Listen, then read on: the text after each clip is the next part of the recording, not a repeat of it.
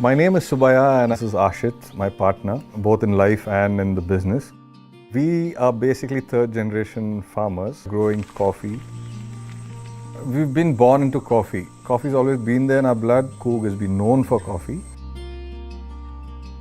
When I moved to Bombay, one thing that we missed there was coffee. If we had someone to directly give us coffee, just roast it and give it to us. So we thought, okay, then let's, try and do that.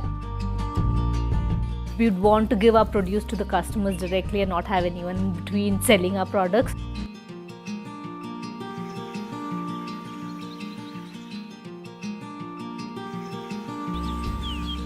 We were the first people in India to roast, pack and deliver from the farm where the coffee is grown. I still remember the first order we got when the coffee was roasted and he pulled it out of the roaster and the beans fell. I was so excited and happy because that was the first time I was seeing us roasting beans and falling out, right? So now that's an exciting moment every day. We've done much better than we actually targeted to. We've become one of the premier farm to cup solutions in India, which is something that we never expected to be.